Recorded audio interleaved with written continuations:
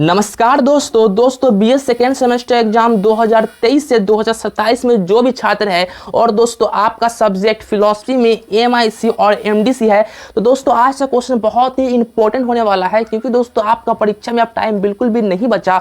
दोस्तों आपका परीक्षा अब 2 महीना ही टाइम आपका परीक्षा में बचा है। आप 2 महीना में जितना हो सके उतना तैयारी आप कर सकते हैं। ठीक है दोस्तों, तो दोस्तों आपको अभी से तैयारी में जुट जाना है ताकि आपको बाद में अफसोस ना हो सके कि हमने क्लास नहीं किया था परीक्षा में जाने के बाद। दोस्तों सारे क्वेश्चन को स्टेप बाय स्टेप समझिए क्योंकि दोस्तों ये क्वेश्चन 10 नंबर का क्वेश्चन है और बहुत ही इंपॉर्टेंट क्वेश्चन आपके लिए होने वाला है। ठीक है दोस्तों, तो चलिए दोस्तों शुरू करते हैं। दोस्तों यहाँ पे पहला नंबर क्वेश्चन ये है कि सभी मनुष्य मरणशील है, इस समान वाक्य की स्थापना आप कैसे कर सकते हैं। इसी में हम आगे जानेंगे कि इसमें निहित आगमन के विभिन्न चरणों का स्पष्ट उल्लेख कीजिए। ठीक है दोस्तों, तो दोस्तों इसके उत्तर में जानेंगे कि सभी मनुष्य मरणशील है का अर्थ होता है कि हम सबको एक दिन मरना है। यह वाक्य हमें बताता है कि मौत सभी के लिए अनिवार्य है।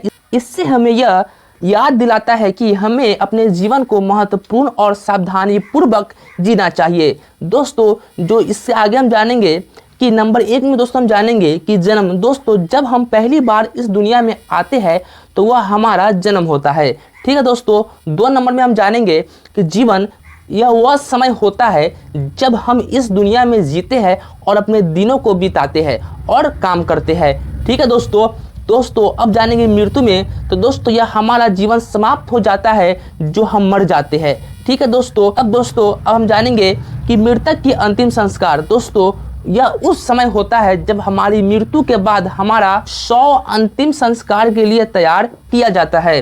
दोस्तों लास्ट 5 नंबर हम जानेंगे अंतिम आगमन। दोस्तों यह वह समय है जब हमारी आत्मा अपनी मृत्यु के बाद अपने अगले स्थान की यात्रा पर चली जाती है। दोस्तों ये सभी चरण हम सभी मनुष्य के जीवन में होते हैं और यही हमारी मरणशीलता को दिखाती है। ठीक है दोस्तों, चलिए दोस्तों अब हम बढ़ते हैं अगली क्वेश्चन की तरफ। दोस्तों अगला क्वेश्चन हमारे सामने ये है कि आगमन की परिभाषा दीजिए। दोस्तों आगमन की परिभाषा दीजिए तथा निगमन के साथ इनके संबंध को विवेचना कीजिए। दोस्तों इसके उत्तर में हम जानेंगे कि आगमन का मतलब होता है कि किसी नई विचार या ज्ञान को समझने में और स्वीकार करने की प्रक्रिया। दोस्तों यह विचार को अपनी जीवन शैली में उतारने का एक तरीका होता है। ठीक है दोस्तों, इसके आगे हम जानेंगे। दोस्तों निगमन का मतलब होता है कि किसी विचार को पुनः विचार करने या समीक्षा करने की प्रक्रिया। इसमें हम विचारों को जांचते हैं और उनकी मान्यताओं को ध्यान में रखते हैं। ठीक है दोस्तों, आगे हम जानेंगे कि दोनों प्रक्रियाएं अहम है। ठीक है दोस्तों, क्योंकि वह हमें नए विचारों को समझने और उनमें समीक्षा करने में मदद करती है, जो हमारे विचार और जीवन को विकसित करने में मदद करता है। ठीक है दोस्तों, चलिए दोस्तों अब हम बढ़ते हैं अगले क्वेश्चन की तरफ। दोस्तों अगला क्वेश्चन हमारे सामने ये है कि निगमन और आगमन दोनों एक दूसरे में परिविष्ट है। इस युक्ति की व्याख्या कीजिए तथा निगमन और आगमन के संबंध की विवेचना कीजिए। ठीक है दोस्तों, इसके उत्तर में हम जानेंगे। सोचिए इसे इस तरह से, जब हम कोई नई बात सीखते हैं या नए विचार प्राप्त करते हैं तो वह निगमन होता है। ठीक है दोस्तों, जैसे कि किताब पढ़ना, ठीक है, और विचार करना और अन्य लोगों से बातचीत करना। और जब हम अपने विचारों और ज्ञान को दूसरों के साथ साझा करते हैं तो वह आगमन होता है। ठीक है दोस्तों, इस तरह हमारे निगमन और आगमन के माध्यम से हम नए विचारों और ज्ञान को प्राप्त करते हैं और दूसरों के साथ इसे साझा करते हैं। ठीक है दोस्तों, चलिए दोस्तों अब हम बढ़ते हैं अगले क्वेश्चन की तरफ। दोस्तों अगला क्वेश्चन हमारे सामने ये है, निगमन और आगमन का भेद सिद्धांत का नहीं बल्कि आरंभ बिंदु का है, इस कथन की विवेचना कीजिए।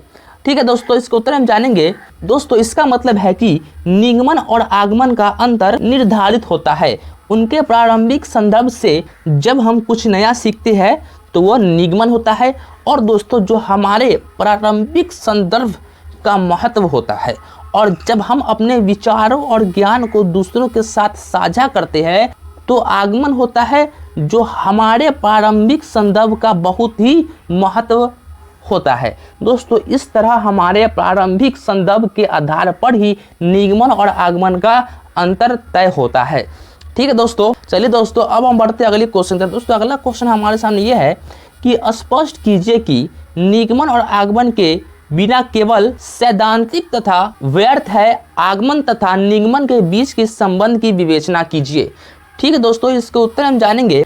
इसका मतलब है कि बिना नए ज्ञान या विचारों को सीधे अनुभव किए बिना केवल सिद्धांतों का अध्ययन करना या सोचना व्यर्थ होता है। दोस्तों, असली मूल्य तब ही होता है जब हम विचारों को अपने अनुभवों के साथ जोड़ते हैं। इसीलिए नए ज्ञान को प्राप्त किए बिना सिद्धांतों का समझना अधूरा रह जाता है। ठीक है दोस्तों, इसके आगे हम जानेंगे आगमन और निगमन दोनों ही हमारे अनुभव के दो तरीके हैं। आगमन का मतलब है हमारे अंतर्मन से आने वाला ज्ञान और अनुभव जो हमारे सोच और भावनाओं का हिस्सा होता है। वही निगमन या निगमन का मतलब है कि हमारी बाहरी दुनिया से हमें मिलने वाला ज्ञान और अनुभव, इस दोनों के संयोग से हम नए ज्ञान को प्राप्त करते हैं और उसे अपने भीतरी और बाहरी जगत के साथ साझा करते हैं। तो दोस्तों, आज के लिए था आप सभी के लिए 5 बहुत ही इंपॉर्टेंट क्वेश्चन, जो कि था फिलॉसफी से 10 नंबर का क्वेश्चन है गाइस। और दोस्तों, अगर आपको ऐसा लग रहा है कि क्वेश्चन बहुत ही छोटा है, इतना छोटा 10 नंबर का क्वेश्चन नहीं होता है, तो दोस्तों मैं आपको बता दूं कि आपको समझने के लिए बस कि क्वेश्चन क्या कह रहा है, बस आपको समझने के लिए इतना छोटा इसका आंसर बनाया गया हुआ है। आप अपने परीक्षा में, फाइनल परीक्षा में इतना कम शब्दों में इतना छोटा आपको आंसर नहीं लिखना है। दोस्तों, आपको जितना हो सके उतना पेज भरना है ताकि आपको बढ़िया नंबर मिल सके। दोस्तों, सिर्फ आपको क्वेश्चन समझाने के लिए यह इतना छोटा आंसर बनाया गया हुआ है ताकि आप क्वेश्चन समझ जाइएगा तो अपने परीक्षा में आप कुछ भी लिख सकते हैं। ठीक है दोस्तों, तो दोस्तों आपको वीडियो अच्छा लगा तो वीडियो लाइक कीजिए और अपने प्यारे दोस्तों के पास इस वीडियो को शेयर कीजिए जिनका भी एग्जाम आने वाला है सेमेस्टर 2 का। ठीक है दोस्तों, चलिए दोस्तों मिलते हैं अगली वीडियो में, तब तक के लिए जय हिंद, जय भारत।